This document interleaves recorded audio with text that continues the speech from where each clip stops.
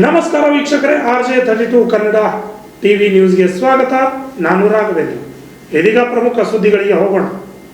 ಕಲಬುರಗಿ ಜಿಲ್ಲೆಯ ಚಿತ್ತಾಪುರ ತಾಲೂಕಿನ ಗುಂಡುಗುರ್ತಿ ಮೊರಾರ್ಜಿ ದೇಸಾಯಿ ವಸತಿ ಕಾಲೇಜಿನ ಪ್ರಾಂಶುಪಾಲರು ವಿದ್ಯಾರ್ಥಿಗಳ ಪ್ರವೇಶಕ್ಕಾಗಿ ಲಕ್ಷಾಂತರ ರೂಪಾಯಿ ಹಣ ಪಡೆದು ಪ್ರವೇಶ ಕೊಟ್ಟಿದ್ದಕ್ಕಾಗಿ ಪ್ರಾಂಶುಪಾಲರನ್ನ ಅಮಾನತು ಹಾಗೂ ವಿದ್ಯಾರ್ಥಿಗಳ ಹಣವನ್ನು ಹಿಂದಿರುಗಿಸಲು ಆಲ್ ಇಂಡಿಯಾ ಬಹುಜನ ಸಮಾಜ ಪಾರ್ಟಿಯ ಸುನೀಲ್ ಇಂಗರ್ಕಲ್ ಒತ್ತಾಯ ಮಾಡಿದ್ದಾರೆ. ಕಲಬುರಗಿ ನಗರದ ಪತ್ರಿಕಾ ಭವನದಲ್ಲಿ ನಡೆದ ಸುದ್ದಿಗೋಷ್ಠಿಯಲ್ಲಿ ಮಾತನಾಡಿದ ಇಂಗನ್ಕಲ್ ಅವರು ಗುಂಡುಗುರ್ತಿ ಮೊರಾರ್ಜಿ ದೇಸಾಯಿ ವಸತಿ ಶಾಲೆ ಪ್ರಾಂಶುಪಾಲರಾದ ಶಿವಮ್ಮ ಬಡಿಗೇರವರು ಪ್ರಥಮ ಹಾಗೂ ದ್ವಿತೀಯ PUCಯ ಸುಮಾರು 30ಕ್ಕೂ ಹೆಚ್ಚು ವಿದ್ಯಾರ್ಥಿಗಳ ಹತ್ತಿರ ಪ್ರವೇಶ ಕೊಡುವುದಕ್ಕಾಗಿ ಸುಮಾರು 13 ಲಕ್ಷ ರೂಪಾಯಿವರೆಗೆ ಎಲ್ಲ ವಿದ್ಯಾರ್ಥಿನಿಯರಿಂದ ಹಣ ಪಡೆದು ಪ್ರವೇಶ ಕೊಟ್ಟಿದ್ದು, ಇದರ ಬಗ್ಗೆ ಅಧಿಕಾರಿಗಳಿಗೆ ಮನವಿ ಮಾಡಿದರೂ ಕೂಡ ಅಧಿಕಾರಿಗಳು ಯಾವುದೇ ಕ್ರಮ ಕೈಗೊಂಡಿಲ್ಲ. ಹಾಗಾಗಿ ಮುಂದಿನ ದಿನಗಳಲ್ಲಿ ಎಲ್ಲ ವಿದ್ಯಾರ್ಥಿಗಳಿಗೆ ಹಣ ವಾಪಸ್ಸು ಮಾಡುವಂತೆ ಮತ್ತು ಅಲ್ಲಿನ ಪ್ರಾಂಶುಪಾಲರಿಗೆ ಅಮಾನತು ಮುಂದಿನ ದಿನಗಳಲ್ಲಿ ಉಗ್ರ ಹೋರಾಟ ಮಾಡಬೇಕಾಗುತ್ತದೆ ಎಂದು ಎಚ್ಚರಿಕೆ ನೀಡಿದ್ದಾರೆ. Bureau report, RJ32 Kannada news, Kalaburagi. Report ಮಾಡ್ತಾ ಇಲ್ಲ. ಎಷ್ಟು ತಗೊಂಡಾರಮ್ಮ? 30,000 ತಗೊಂಡಾರ. ನಿನ್ನ ಹೆಸರು ಏನದಮ್ಮ? ಪೂರ್ಣಿಮಾ ಅದ. ಓಕೆ ಅಮ್ಮ, ನಿಮಗೆ 5 ರೂಪಾಯಿ ಕೊಟ್ಟಾರ. ಏನು ಸರ್ ಇಸ್ಕೊಂಡಾರ? ಅಡ್ಮಿಷನ್ ಇಸ್ಕೊಂಡಾರ. ಓಕೆ, ನಿಮ್ಮ ಕಡೆಗಪ್ಪ ಹುಡುಗರೇ ತಗೋಬಾರ್ದಲ್ಲ ಅದು ಅಡ್ಮಿಷನ್ 15 ಫ್ರೀ ಆಫ್ ಕಾಸ್ಟ್ ಅದ ರೀ. ಆಗ್ಬೋದ? ಫ್ರೀ ಆಫ್ ಕಾಸ್ಟ್ ಇಲ್ಲಿ ದುಡ್ಡು ತೊಗೊಂಡಿಲ್ಲ. ಫೀಸು ಬಾ ಮುಂದಮ್ಮ. ನಿನ್ನ ಹೆಸರು ಏನದ? ಸುಮತಿ. ಎಷ್ಟು ಕೊಟ್ಟಾರಮ್ಮ? ಸುಮತಿ ಅಲ್ಲ, 20,000 ಕೊಟ್ಟಿವಿ. ಓಕೆ, ಹುಡುಗಿಯರು ಹೇಳತ್ತ. ನಿಮ್ಮ ಕಡೆಗೆ ಯಾರು ಇದ್ರಿ ಹುಡುಗರೇ? ಓಕೆ ಆಯ್ತಾ?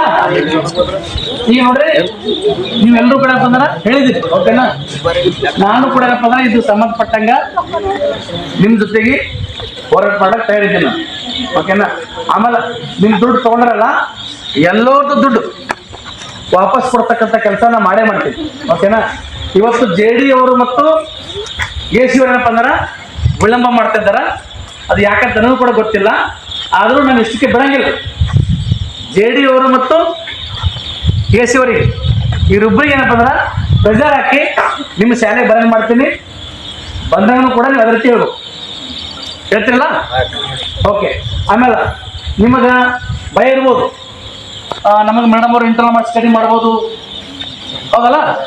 ಏನೋ ನಮಗೆ ನಿಮ್ಮ ಭಯ ಹಾಕಿರ್ಬೋದು, ಹಾಕಿರ್ತಾರೆ ಆಲ್ರೆಡಿ. ಅದು ನಿಮ್ಮ ತಲೆಂದು ತೆಗೆದುಬಿಡ್ರಿ. ಅದು ನಿಮ್ಮ ತಲೆಂದು ತೆಗೆದುಬಿಡ್ರಿ. ನಿಮಗೆ ಸಂಪೂರ್ಣವಾಗಿ ನಿಮ್ಮ ಜೊತೆ ನಾವಿರ್ತೀವಿ. ಕರ್ನಾಟಕ ವಸತಿ ಶಿಕ್ಷಣ ಸಂಸ್ಥೆಗಳ ಸಂಘದ ವ್ಯಾಪ್ತಿಯಲ್ಲಿ ಬರುವ ಕಲಬುರಗಿ ಜಿಲ್ಲೆಯ ಚಿತ್ತಾಪುರ ತಾಲೂಕಿನ ಗುಂಡುಗುರ್ತಿ ಮೊರಾರ್ಜಿ ದೇಸಾಯಿ ವಸತಿ ಕಾಲೇಜಿನ ಪ್ರಾಂಶುಪಾಲರಾದ ಶಿವಮ್ಮ ಬಡಿಗೇರವರು ಬಡ ವಿದ್ಯಾರ್ಥಿಗಳಿಂದ ಹಣವನ್ನು ಪಡೆದು ಪ್ರವೇಶವನ್ನು ಕೊಟ್ಟಿರ್ತಾರೆ. ಸುಮಾರು ಪ್ರಥಮ PUC 19 ವಿದ್ಯಾರ್ಥಿಗಳಿಂದ ಮತ್ತು ದ್ವಿತೀಯ PUC 12 ವಿದ್ಯಾರ್ಥಿಗಳಿಂದ ಹಣವನ್ನು ಪಡೆದಿರ್ತಾರೆ. ಒಬ್ಬ ವಿದ್ಯಾರ್ಥಿಯಿಂದ 5,000 ರೂಪಾಯಿಂದ ಹಿಡಿದು 40,000 ರೂಪಾಯಿವರೆಗೂ ಸುಮಾರು 13 ಲಕ್ಷ ರೂಪಾಯಿಗಳನ್ನು ಅವರು ವಸೂಲಿ ಮಾಡಿರ್ತಾರೆ. ಜೊತೆಗೆ D ಗ್ರೂಪ್ ನೌಕರರ ಹತ್ರ ನಿಮಗೆ ಖಾಯಂ ಮಾಡುತ್ತೇನೆ ಅಂಥೇಳಿ ಅವ್ರ ಹತ್ರನೂ ಕೂಡ 16,000 ರೂಪಾಯಿಗಳನ್ನು ಪಡ್ಕೊಂಡಿರ್ತಾರೆ. ಇಂತಹ ಒಂದು ಭ್ರಷ್ಟ ಪ್ರಾಂಶುಪಾಲರ ವಿರುದ್ಧ ಸೂಕ್ತ ತನಿಖೆ ಮಾಡಬೇಕು ಮತ್ತು ಬಡ ವಿದ್ಯಾರ್ಥಿಗಳಿಗೆ ಹಣವನ್ನು ಮರುಪಾವತಿಸಬೇಕಂತ ಹೇಳಿ ಆಲ್ ಇಂಡಿಯಾ ಬಹುಜನ ಸಮಾಜ ಪಾರ್ಟಿ ಕಲಬುರಗಿ ಜಿಲ್ಲಾ ಸಮಿತಿಯು ಸೆಪ್ಟೆಂಬರ್ 22ನೇ ತಾರೀಕಿನಂದು ಕರ್ನಾಟಕ ವಸತಿ ಶಿಕ್ಷಣ ಸಂಸ್ಥೆಗಳ ಸಂಘದ ಕಾರ್ಯನಿರ್ವಾಹಕ ನಿರ್ದೇಶಕರಿಗೆ ದೂರನ್ನು ಸಲ್ಲಿಸಿತ್ತು. ನಾವು ದೂರು ಸಲ್ಲಿಸಿದ ದಿನದಂದೇ ಕಾರ್ಯನಿರ್ವಾಹಕ ನಿರ್ದೇಶಕರು ಸಂಬಂಧಪಟ್ಟ ಸೇಡಂ AC ಅವರಿಗೆ ಮತ್ತು ಸಮಾಜ ಕಲ್ಯಾಣ ಇಲಾಖೆ ಕಲಬುರಗಿ JD ಅವರಿಗೆ ಅವತ್ತಿನ ದಿನದಂದೇ ಏನಪ್ಪ ಅಂದ್ರೆ ಅವರಿಗೆ ಪತ್ರದ ಮೂಲಕ ಈ ಮೇಲಿನ ದೂರಿನ ಬಗ್ಗೆ ಪರಿಶೀಲನೆ ಮಾಡಿ ಜಂಟಿ ವರದಿಯನ್ನು 7 ದಿನಗಳ ಒಳಗೆ ಸಲ್ಲಿಸಬೇಕಂತ ಹೇಳಿ ಸೂಚನೆಯನ್ನು ನೀಡುತ್ತಾರೆ. ಆದರೆ ಇವತ್ತಿಗೆ 50 ದಿನಗಳಾಗ್ತಿದ್ದರೂ ಕೂಡ ಸಂಬಂಧಪಟ್ಟ ಎ ಸಿ ಅವರಾದ ಪ್ರಭು ರೆಡ್ಡಿಯವರು ಮತ್ತು ಸಮಾಜ ಕಲ್ಯಾಣ ಇಲಾಖೆ ಕಲಬುರಗಿಯ ಜೆ ಡಿ ಅವರಾದ ಪ್ರೀತಿ ದೊಡ್ಡಮನಿಯವರು ಉದ್ದೇಶಪೂರ್ವಕವಾಗಿ ಭ್ರಷ್ಟ ಪ್ರಾಂಶುಪಾಲರ ಒಂದು ವಿರುದ್ಧ ಪರಿಶೀಲನೆ ಮಾಡದೆ ಆ ಒಂದು ಭ್ರಷ್ಟ ಪ್ರಾಂಶುಪಾಲರ ಕಾವಲುಗಾರರಾಗಿ ನಿಂತಿರೋದು ನೋಡಿದರೆ ಇದರಲ್ಲಿ ಈ ಇಬ್ಬರು ಅಧಿಕಾರಿಗಳು ಕೂಡ ಪಾಲುದಾರರಾಗಿದ್ದಾರೆ ಅಂತಕ್ಕಂಥದ್ದನ್ನು ಮೇಲ್ನೋಟಕ್ಕೆ ಕಂಡು ಬರ್ತಾ ಇದೆ.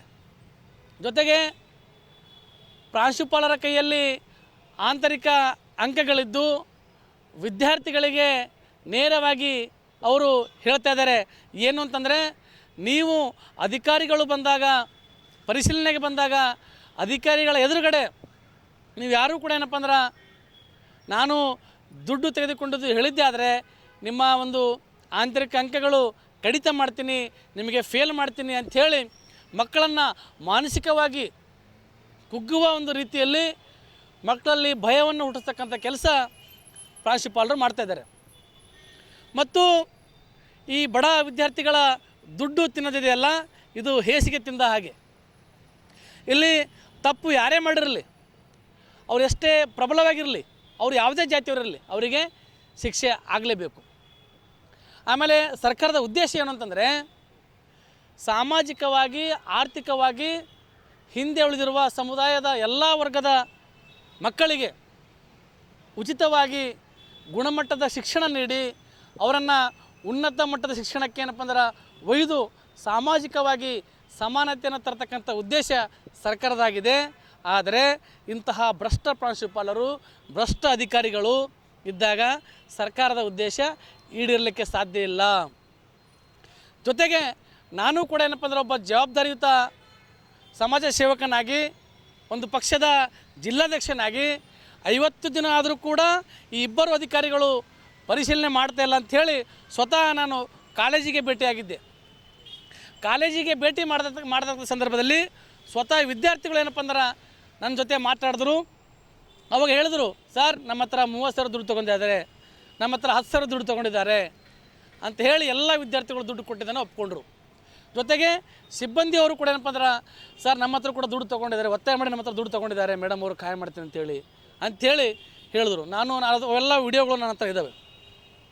ಹಾಗಾಗಿ ಈ ಕೂಡಲೇ ಸಂಬಂಧಪಟ್ಟ ಎ ಸಿ ಅವರು, ಸಮಾಜ ಕಲ್ಯಾಣ ಇಲಾಖೆಯ ಜಂಟಿ ನಿರ್ದೇಶಕರು ಈ ಕೂಡಲೇ ಎಚ್ಚೆತ್ತುಕೊಂಡು 1 ವಾರದ ಒಳಗಡೆ ಭ್ರಷ್ಟ ಪ್ರಾಂಶುಪಾಲರ ಅಮಾನತಿಗಾಗಿ ಮತ್ತು ಬಡ ವಿದ್ಯಾರ್ಥಿಗಳ ಹಣವನ್ನು ಮರುಪಾವತಿ ಮಾಡಬೇಕಂತೇಳಿ 1 ವಾರದ ಒಳಗಡೆ ಕಾರ್ಯನಿರ್ವಾಹಕ ನಿರ್ದೇಶಕರಿಗೆ ನೀವು ವರದಿ ಸಲ್ಲಿಸದಿದ್ದರೆ ವಿದ್ಯಾರ್ಥಿಗಳ ಜೊತೆಗೆ ಆಲ್ ಇಂಡಿಯಾ ಬಹುಜನ ಸಮಾಜ್ ಪಾರ್ಟಿ ಸೇಡಂ ಸಹಾಯಕ ಆಯುಕ್ತರ ಕಚೇರಿಗೆ ಮತ್ತು ಕಲಬುರಗಿ ಸಮಾಜ ಕಲ್ಯಾಣ ಇಲಾಖೆಗೆ ಮುತ್ತಿಗೆ ಹಾಕಲಾಗ್ತದೆ ಮತ್ತು ಸಂಬಂಧಪಟ್ಟ ಸಚಿವರ ಗಮನಕ್ಕೆ ತರಲಾಗ್ತದೆ ಅಂಥೇಳಿ ಈ ಮೂಲಕ ಎಚ್ಚರಿಕೆಯನ್ನು ಕೊಡ್ತಾಯಿದ್ದೀವಿ.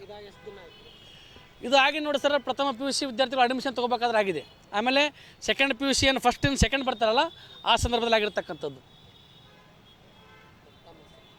ನಮ್ಮ ಹೆಸರು ಸುನಿಲ್ ಲಿಂಗನಕಲ್, ಆಲ್ ಇಂಡಿಯಾ ಬಹುಜನ ಸಮಾಜ್ ಪಾರ್ಟಿ ಜಿಲ್ಲಾಧ್ಯಕ್ಷರು, ಕಲಬುರಗಿ. ಇಲ್ಲಿ ಸಮಸ್ಯೆ ಗೊತ್ತಾಯಿತು ಒಂದು ತಿಂಗಳಿಂದ 2 ತಿಂಗಳಿಂದ. ಈಗ ನಿಮ್ಮಲ್ಲೆಲ್ಲ ಮೇಡಮ್ ಅವ್ರು ಏನಾದ್ರು ಪರ್ಮಿಟ್ ಮಾಡ್ತಾರೆ ಅಂತೇಳಿ ದುಡ್ಡು ತೊಗೊಂಡ್ರೆ ನನಗೆ ಮಾಹಿತಿ ಇತ್ತು. ಅದು ನಿಜನಾ ಸುಳ್ಳ? ತೊಗೊಂಡ್ರಿ ಎಷ್ಟು ತೊಂದರೆ ಕೊಡಿ? ನಿಮ್ಗೆ ಎಷ್ಟು ತೊಂದರೆ? ನೀವು 7 ಸಾವಿರ ಕೊಟ್ಟು, ನೀವು ರೀ 2,000. ನೀವು ಕೊಡ ನೀವು ಕೊಟ್ಟಿರ್ತಾರೆ? ನಾನು ಬಟ್ ಕೇಳಿದ್ರಿ, ನಂಬಲ್ಲಿ ಇದ್ದಿದ್ದಿಲ್ರಿ. ನಾ 20 ದಿವ್ಸ ಮನೆಗೆ ಇದ್ದಿದ್ರಿ. ಅವಾಗ ಎಕ್ಸ್ಟ್ರಾ ರೊಕ್ಕ ಹಾಕೀನಿ, ಹಾದ್ರಿದಾಗ ಎಕ್ಸ್ಟ್ರಾ ರೊಕ್ಕ ಹಾಕಿನ ಅಂತಂದ್ರಿ, ಅದಿಷ್ಟು ಮಾತ್ರ ತಂದು ಕೊಡ್ತೀನಿ. ನಾ ದುಡಿದಿದ್ದೀನಿ, ನಾ 20 ದಿವ್ಸ ಮನೆಗೆ ಇದ್ದಿದ್ರಿ. ಹೌದೇನು? ಅಂದ್ರೆ ನೀವು ಪೇಮೆಂಟ್ ಬಂದಿದೆ ಅನ್ನೋದು ಎಕ್ಸ್ಟ್ರಾ ಹಾಕಿನ ಅಂತೇಳಿ ನೀವು ವಾಪಸ್ ಕೊಟ್ಟಿರಿ? ಇಲ್ರಿ, ನಾನು ಪೇಮೆಂಟ್ ಬಂದಿಲ್ರಿ, ನಂದು ಮೊದಲೇನೆ ಬಂದಿತ್ರಿ. ಆಮೇಲೆ ನಾ ಇವ್ರಿಗೆ ಬಿಟ್ಟು 20 ದಿವ್ಸ ನಾ ಇಲ್ಲೇ 3 ಬಂದು ಕೊಟ್ಟಿ. ಇವರು ಮೇಡಮ್ ಅವರು ವಾಪಸ್ ಕಳ್ಸಿರಿ ಹೋಗ್ರಿ ಬರ್ದಿರಲ್ಲಿ ಮನೆಗೆ ಹೋಗ್ರಿ ಅಂತ ಕೇಳ್ಸಿ ನಾನು ಅದ್ರಿಂದ ಎಷ್ಟಾರ ಪಗಾರ ಹಾಕ್ಯಾರಿ ಅವ್ರು ಎಷ್ಟಾರ ಹಾಕ್ಯಾರಿ ಅವ್ರು ತಂದು ಕೊಟ್ಟಾರಿ ಮೇಡಮ್ ವಾಪಸ್ ಕೊಟ್ಟಾರಿ? ಎಷ್ಟು ಕೊಟ್ರೆ ವಾಪಸ್ ರೀ? ವಾಪಸ್ 7,800 ಕೊಡ್ತೀವಿ. ಅಕ್ಕ ನಿಮ್ದು ರೀ? ನಮಗೆ ದುಡ್ಡು ಕೊಡು ಅಂದ್ರಿ ನಮ್ಮಲ್ಲಿ ಇದ್ದಿದ್ದಿಲ್ಲ ಪರಿಸ್ಥಿತಿ ಇತ್ತು ನಾವು ಕೊಡ್ತೀವಿ. ಓಕೆ ಇಲ್ಲ ಕೊಡ ಈಗ ನೀವು ಎಷ್ಟು ದುಡ್ಡು ಕೊಟ್ಟಿರೋ ನೋಡ್ತಾರೆ ನಿಮ್ಮ ದುಡ್ಡು ನಿಮ್ಗೆ ವಾಪಸ್ ಇರಿಸ್ಕೊಡ್ತಕ್ಕಂಥ ಜವಾಬ್ದಾರಿ ನಮ್ಮದು ರೀ. ಆಮೇಲೆ ನಿಮ್ಮ ನೌಕರಿ ಯಾವುದೇ ರೀತಿಯಿಂದ ತೊಂದರೆ ಆಗದಂಗೆ ನಾವು ನೋಡ್ಕೊಂಡು ಹೋಗ್ತೀವಿ. ಆಯ್ತು ರೀ? ಓಕೆ ನಿಮ್ಮ ಜೊತೆನಾಗಿರ್ತೀವಿ. ಆಯ್ತು ರೀ. ಏನು ಟೆನ್ಷನ್ ಮಾಡ್ಕೊಳಕ್ಕೆ ಹೋಗ್ಬೇಡಿ. ಆಯ್ತು. ಓಕೆ ನಮಸ್ಕಾರ